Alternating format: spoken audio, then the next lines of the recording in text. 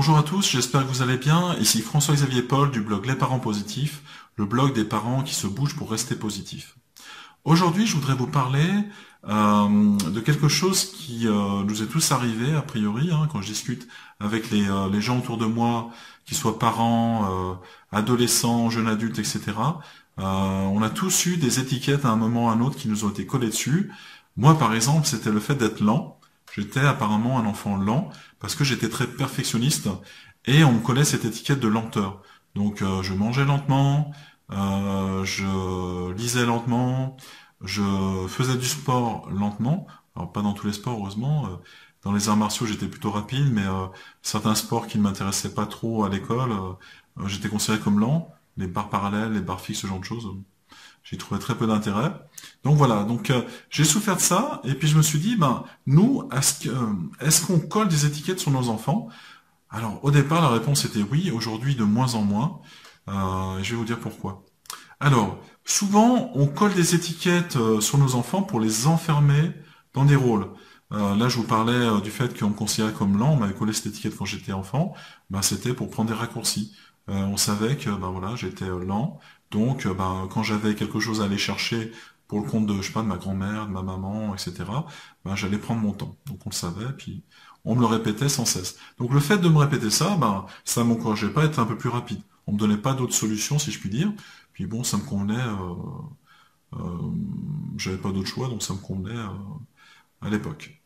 Donc, par contre, en prenant du recul par rapport à ça, je me suis aperçu que je n'avais pas forcément des bons sentiments ou j'avais pas forcément les bons comportements par rapport à ça.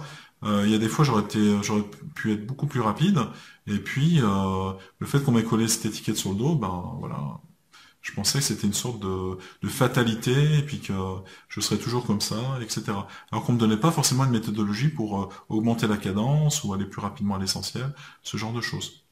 Donc voilà. Donc ça c'est quelque chose à laquelle il faut être attentif dans la fratrie.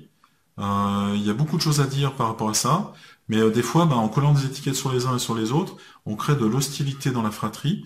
Il y en a un qui va être colérique, l'autre il va être boudeur, etc. Puis voilà, on leur donne pas les outils positifs, si je puis dire, pour sortir de ce cercle vicieux. Et puis on les enferme dans des rôles qui, des fois, n'ont pas lieu d'être, tout simplement. Voilà. Alors, comment sortir de ce cercle vicieux du collage d'étiquettes? Eh bien, c'est plus que simple. Il faut déjà être exemplaire à ce niveau-là, leur donner l'exemple de ce qu'on veut. Par exemple, si ma grand-mère, au lieu de me coller l'étiquette d'enfant lent, elle m'avait dit, voilà, voilà comment tu pourrais gagner en vitesse, en précision, etc., et puis me montrer comment faire, peut-être que ça aurait été un peu plus positif et un peu plus parlant pour moi. C'est aussi de noter que un enfant qui se développe à son rythme, alors qu'on voudrait que ça aille plus vite, on peut noter les progrès, on peut célébrer, on peut fêter ça. J'avais mon plus petit qui a une tendance à bouder des fois, quand il évitait de bouder parce que on avait réussi justement en dialoguant, en discutant à faire qu'il ne boude plus, on pouvait célébrer ça. On se faisait une partie de baby-foot, ou on prenait un temps de lecture ensemble et tout. C'était pas une récompense, mais c'était une façon de marquer le coup, si je puis dire. De leur présenter aussi une nouvelle image d'eux-mêmes.